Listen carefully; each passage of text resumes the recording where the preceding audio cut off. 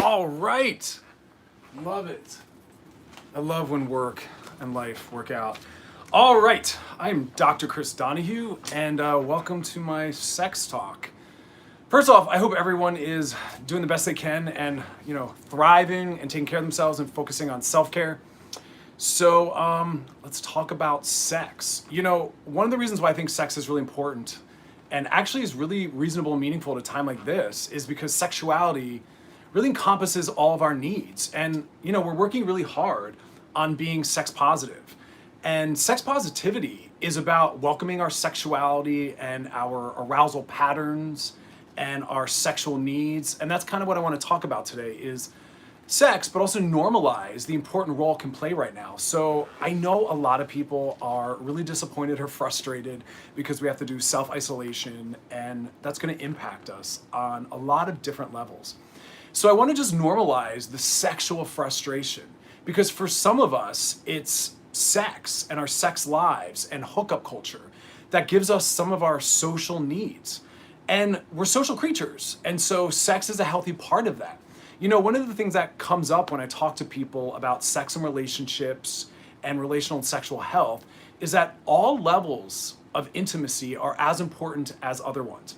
So just like it's really important for us to get our psychological and emotional needs met, it's okay to want to focus or really center our physical needs, our erotic needs, our affectional needs. And right now in COVID-19 and the pandemic, it's really hard for us to get those needs met.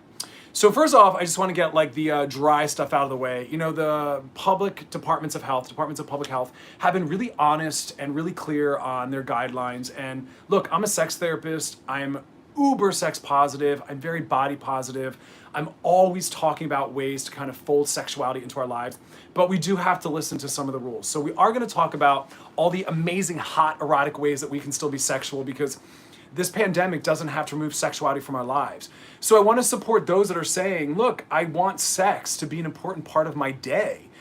Sex is allowed to be used in any way you want. Just like I'll say to people, if you are allowed to spend 4 to 6 hours on the couch watching football, or 4 to 6 hours, God bless it, I don't understand why, watching Real Housewives, you are also allowed to spend 4 to 6 hours focusing on sexuality, whether that's sexting, or cam, or porn, or masturbation. Sex shouldn't be a special case, but often it is in our culture. So now's a time when you can really work on building more sex positivity into your life, because again, sex is a right brain activity. So when we talk about self-care and self-soothing and coping mechanisms and ways to deal with anxiety and depression, sex is allowed to be a way that we get those needs met. Sex is a tool. Sex is a right brain activity. So I want everyone to know that. Just like meditation and jogging and taking a bath and listening to music and reading a book, all the forms of self-care and self-soothing that we all love to normalize, sex also meets those needs. Sex is also a right brain activity. So remember that. When someone wants to shame sex as though it's some special different case, or we're in a pandemic, why are you worrying about sex? Swoop in and normalize it. Say to them, look, we are relational beings, and we need touch and we need eye contact. And that's also one of the things I want to talk about is how can we get those needs met to the best we can while also protecting ourselves and protecting other people? Because look, there are people that are still wanting to participate in hookup culture, and I'm all for that. But we need to be honoring the social distancing while still finding ways to be sexual. And there's ways that we can do that. And this is one of those beautiful times where, as a therapist, I want us to grow and expand and explore. And so try to maybe use this time to frame it in that way. What are the more creative, diverse, explorative ways that I can tap into and utilize my eroticism with others, but also with myself? So, I always want to frame any discussion I have about sex with the idea that being sex positive, being ethically sexual, compassionately engaging in hookup culture means that you do take into account the impact sex is having on yourself and other people. Because sex is one of those few things that should always be fun. It should always have us leaving it feeling better, not worse, at least neutral. I jokingly say all the time, but dead serious, that sex is like eating a donut. It's supposed to have a positive impact, period. It's not supposed to be something that we do and then we feel worse for afterwards, or something we do and then we feel bad about afterwards, or something that's used against us. So remember that. Healthy sex, ethical sex, good sex, right now and always, is something that leaves you feeling better. So check in on that piece. And also, I want to just extend quickly the definition of sex. Sex is not just that thing you do with another person or by yourself at home in the bedroom. Sex is always with us. Sex is always operating.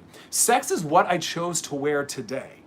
Sex is how we walk around on the street. Sex is how close we stand to someone or the distance we keep. Sex is the languaging we use, the eye contact we make. Sex could literally be happening on my cell phone while I'm in line talking to someone. And so just remember, sex is always with us, and that's a really beautiful thing. So let's talk about this piece, that one of the most healing, nourishing parts of sex is the contact and the engagement. And I'm so thankful right now that we're in a time that we have the technology we have, because I don't know what we would have done if we had this self-isolation and pandemic occurring decades ago, before we had the really beautiful technology that we have.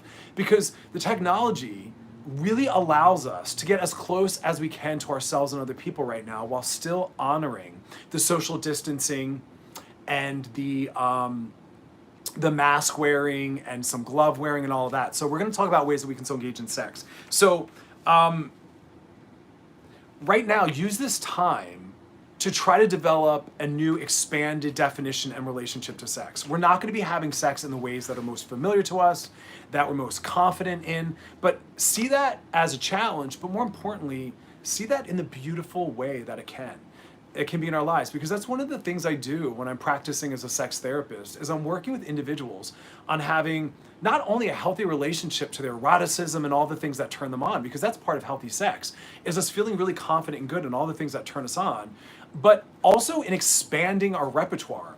You know, we live in a culture where we think sex is just about gender choice. Where if you say to someone, tell me about your sexuality or your sexual orientation, they'll say, I like guys, or I like girls, or I like both. That is such a limited definition of our sexuality. It is far bigger than that. Sex, our sexual orientation, is a huge constellation, and it includes all the different things and the different pieces that turn us on. So our sexual orientation is not just gender choice, it's the actual behaviors. What are we doing with those people, right? It's the smells, it's the sounds, it's the positions, it's the environments, it's the things we're wearing. It's the scenarios that we set up. Is it more about you seeing yourself? Is it more about you being watched? Is it more about you watching others? Like, that is all your sexuality. And the reason why I bring that up is because that is how we learn about all the different things to explore. So ask yourself, bigger than just gender choice, what are the other things that turn me on? And porn and fantasy is another really beautiful way for us to learn about our arousal constellation, right? What are the specific things you want to see happening in sex, in porn, and in fantasy? What are they doing, right? Are you watching, or are you pretending to be them? What are they wearing? What are you hearing, right? What parts of sex are most arousing? And dig in on that, right? So the other thing is, so that's going to be a piece I want to come out of this, right? So the other thing that I think is really, really, really meaningful is also, as I said, about extending sexuality, is adding multiple layers. One of the things I see all the time as a sex therapist that limits the arousal and the eroticism is that we tend to focus on one thing. So someone might say to me as I'm doing clinical work, I'll say, tell me about your last sexual experience. And they'll say, I was giving oral sex. And I say, great. What were your hands doing while you're using your mouth for oral? Or they'll say, I was using my hand to give a hand job to someone. I'll say, great. Where were you looking? What were you saying? What was your mouth doing? And people don't realize that not only should we be including all of our different senses, but include all the different ways that your body can be involved. So I always say, what is your mouth doing? What are your hands doing? Are you speaking and vocalizing? Are you talking about what you're thinking about? Are you letting your mind wander?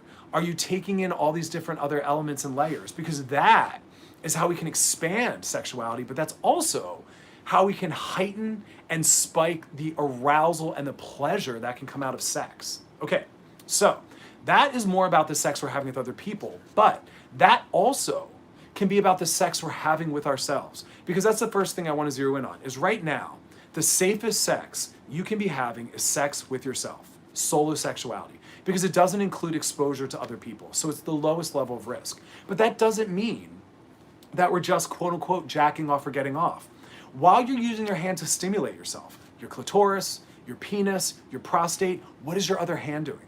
Your other hand can be caressing, and involving other areas of your body. Your other hand can be touching your nipples, caressing your chest, rubbing your thigh.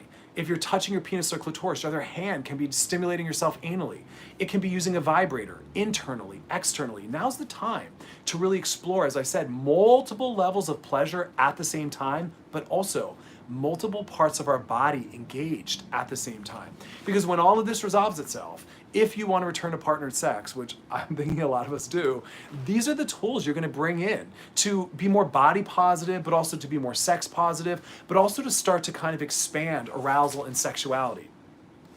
Okay, I'm going to get to the questions in a minute, but I want to just make sure I'm covering all this. Because remember, it's never just sex. And that's why as someone who's sex positive and a sex therapist, but also a psychologist, I remind people that our sexuality has everything tied in it. And that's why I love working with sex. What's in our sexuality? It's our body esteem, how we feel about our body, how confident we are, or it's our sexual trauma. What parts of our body do we not want to have seen or touched or engaged? It's also how much intimacy and closeness we want and can tolerate. Our sexuality has so much in it that it really is frustrating and disappointing when people try to limit it or ignore it or deny it as though it's not that meaningful. And you'll hear that said right now. With all that's going on in the world, why are you worried about sex? Or why are you worried about dating? But sex and dating and relationship and love and romance, that's everything. Think about every song. Most songs are about love, sex, and dating and romance. What are most movies about? Love, sex, dating, and romance. Even if the movie is about spies or astronauts, it still has romance, sex, and love somehow woven in or as a core part of that story. It's in every conversation, it's in every book, it's in every movie, it's in every song. It's one of the center points of our entire culture. It has so much meaning and value. So don't let anyone shame it, again, or its use. Because as I was saying earlier, right now, as we're trying to cope with depression and loneliness and anxiety and boredom, let sex be one of your forms of self-care, self-soothing, and coping. It's okay when depressed to use sex to spike your mood. It's okay while anxious to masturbate, to soothe and chill yourself out. You can't sleep? Masturbate. You're sad? Have sex with yourself or with another. So remember, solo sexuality is going to be the most safest form of sex, but use technology. Get very comfortable seeing your body used in those ways. Cam is a beautiful way to engage others without necessarily having to be present with them. There's a lot of cam sites. Also, sexting.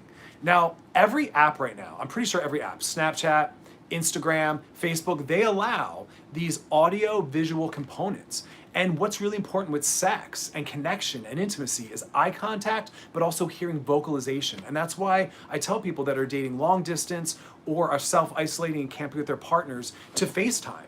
I want them to hear each other and to see each other. That is how we feel most present. Use that sexually with other people. Right now is a beautiful time to be on the apps, the dating sex apps, to build all different kinds of relationships. I'm all about people right now falling in love, casually dating, finding other ways to try to have a sex life with them until we can get out of this and go into real time. But don't think that this isn't a great time to get on those sex, love, and dating apps. Go on the Hornet app. Meet people. People are also using apps like Hornet just to build friends because they're lonely. They want to connect with other people. Log on, set up an account, utilize that. Multiple times a day, I want you to connect with other people. Socially, sexually, romantically, it doesn't matter. All of that feeds and soothes our neurology and our nervous system. It's called co-regulation. We need other people in our lives to really ground us and soothe us. So I'm gonna get to the questions in a minute. I just wanna make sure I'm covering everything that I think is really important. So, as I said, solo sex, porn, sexting, cam work, these are all healthy. These are all appropriate. Really trying to be confident in our sexuality right now, we have to push through many different forces. We have to battle homophobia.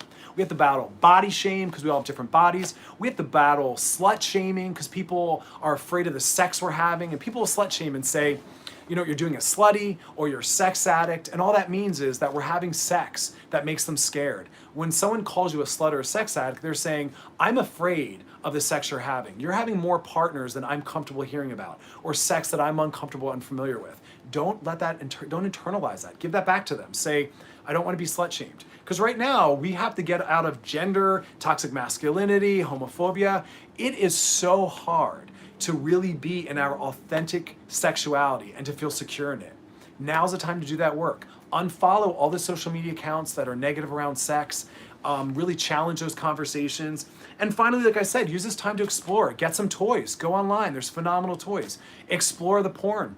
Challenge yourself. Watch porn that reflects back the body you have. That's the other thing.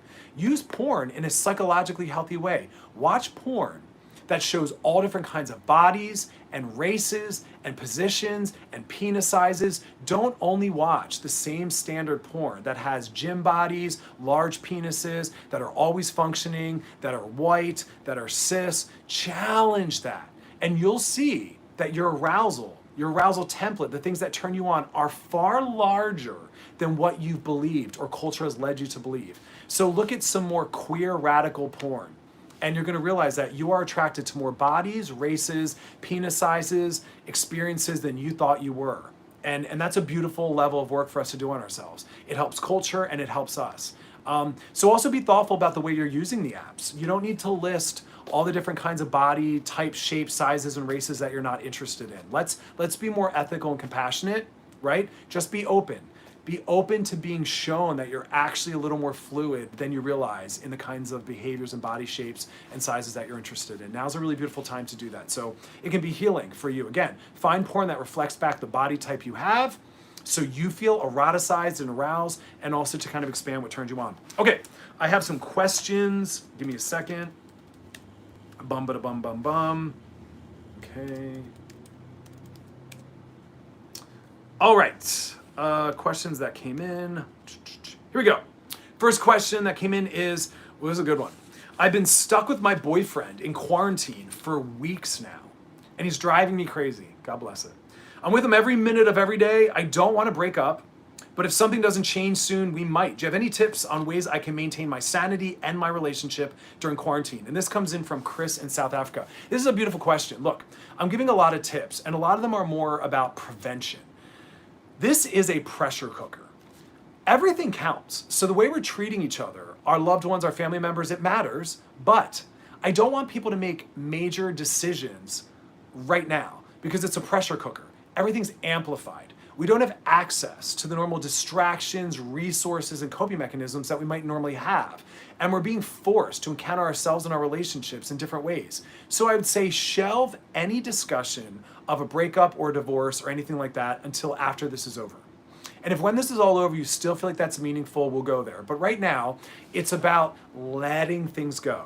I'm telling people, do not have conversations about things that are highly conflictual right now. We're not ignoring them, we're not denying them, we're shelving them or coming back to them. So number one, no highly conflictual conversations. Number two, let stuff go. Now's the time to practice letting things go. Also, number three, you have to be the brake. In most relationships, one of us is going to be the gas pedal and kind of press things, amplify things. You have to be the brake. You have to be the one that says, hey, listen, this is starting to feel aggressive, or I'm not really comfortable with the way I'm starting to talk to you, with my tone or the direction of this conversation. Let's come back to this. Practice being the brake. And number four, you need to take time away.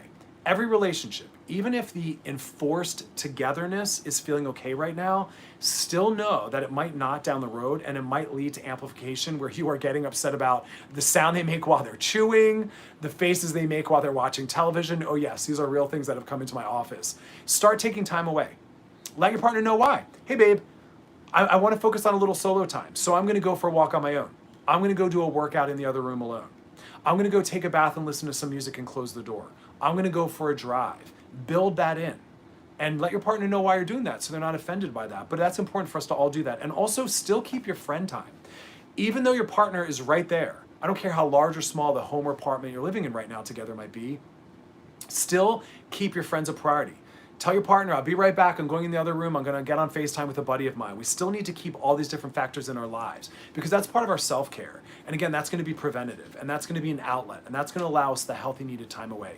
I don't care how much love you have. I don't care how compatible you are. I don't care how hot you think each other are or the sex is. We all need time away. You want to have togetherness and also solitude. We need both. So find ways to build that in, and don't be threatened by a partner asking for that.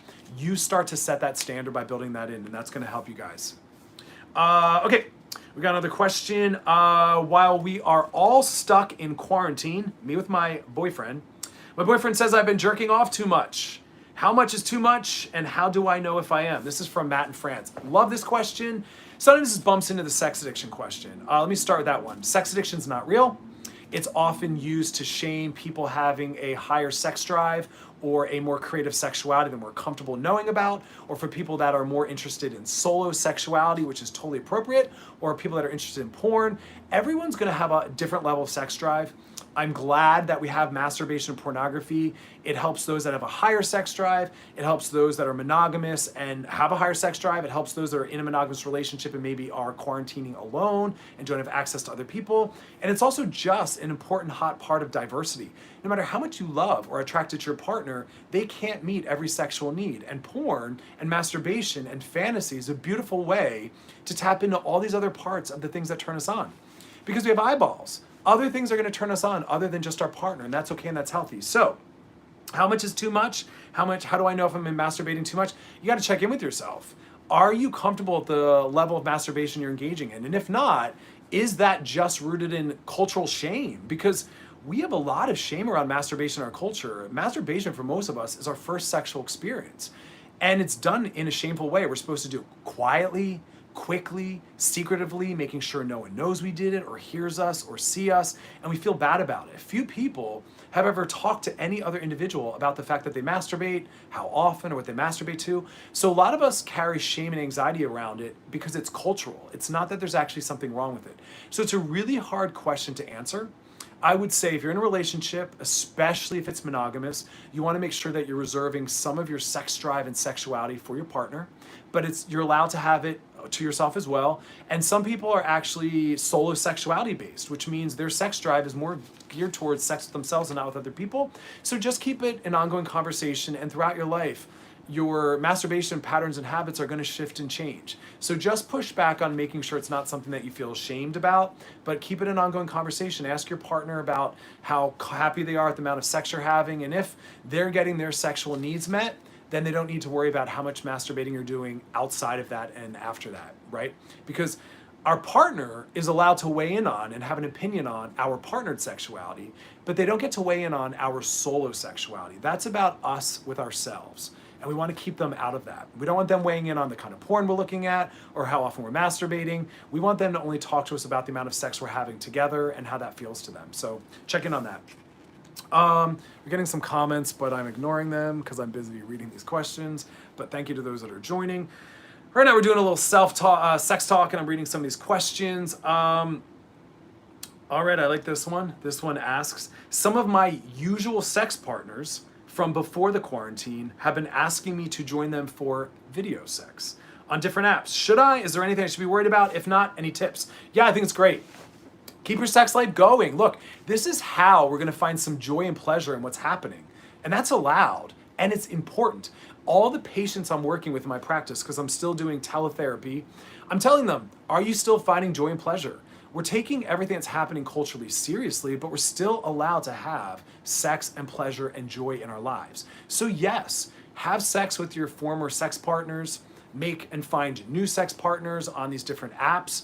You know, it's a trust factor as well. We're trusting that they're being ethical and appropriate with the exposure we're providing for them, and that they're not taking screenshots or video recording. So it's an ethical practice. So the best I can say is either protect yourself by not including your face, protect yourself by don't sending photos that include your face or identifying tattoos or body parts until you've built up some trust, and it's okay to have that built in and earned.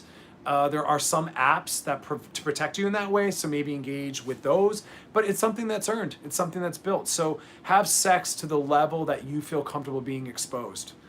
It's unfortunate that we have to talk about that, but there are some people that misuse pictures and share them. Also know we have now revenge porn laws, and revenge porn laws are there to protect us. Revenge porn laws remind us that if someone sends you a video or a photo, they are not transferring you or giving you ownership. And people think that, well, you sent it to me, so now I own it and I can do what I want with it. Nope. Unless they explicitly tell you, I'm giving you ownership over this video or picture that I sent you, you do not own it.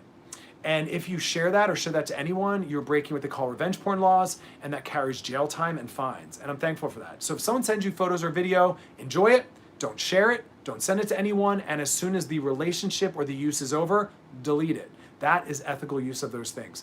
And we have to hope that people are doing that. So protect yourself by just letting people know, hey, I'm gonna send you a photo or a video or hop on cam. I'm not giving you permission to do anything with those. I'm still maintaining ownership, and you've kind of covered yourself. And if anything happens, you got the law on your side. And it's sad that we have to know that, but we do. Love this one. I'm in quarantine with my boyfriend who has a much different sex drive than me. He always wants to have sex. Love that. And I'm running out of excuses since it's not like I'm actually doing anything. Any suggestions? This is from Roman in the Ukraine. Yeah, we don't always have to be available when our partner is interested in sex. So I tell you lovingly, if you're not interested, to remind them that they can masturbate, they can go look at porn, but I'll say this. When a partner makes a bid for our attention, sexually, affectionately, do something. Don't totally reject them. So a partner might say, hey babe, I want to have intercourse. You could say, I'm not interested in that, but I'm interested in oral. Or I'm not interested in oral or having penetrative sex, but let's masturbate together. Or I'm not really interested in me utilizing my body, but I'll go down on you. Or I'll watch you have sex. Or I want you to go have sex with yourself. But try to do something. Maybe you'll say, I don't want to have sex, but I'll hold hands or I'll cuddle, or we can lay here together, we can go for a walk, but I want you to be available to some form of connection. Either eroticism or affection or sensuality, something. Because when our partners come to us, it's sometimes because they're horny, other times it's because they want to connect, other times it's because they want intimacy, they want to be seen. So offer something. Because what can happen in relationships is if we're constantly rejecting them totally, they stop coming to us. So again, you don't have to be interested in sex, but be interested in something affectionally, relationally, sensually. Provide something. You want them to know that I'm still here. And you also want them to know that it's not always horniness. Arousal is sometimes loneliness. It's sometimes boredom. And you can explore that. You can say that, are you bored? Are you horny? Are you lonely? And then you can maybe help them better get that need met. So just be open to that conversation. But I'm glad that your partner is interested in sex and always coming to you, because there's a lot of couples that really struggle with feeling kind of rejected and pulled out of that. So it's a beautiful thing. And finally, let's land on this question. This one's a good one. What are your thoughts on unsolicited dick pics? You gotta be careful. You never know what someone's relationship is with sex and nudity and sexual trauma. And so I think that there can be a hot space where we ask someone, hey, this is making me aroused, I'm feeling turned on, do you want to see a picture of my penis? Can I send you a photo of me, last week having sex, or a photo of me jacking off now, or do you want to hop on cam? Ask. It's still hot when it happens, it's still arousing.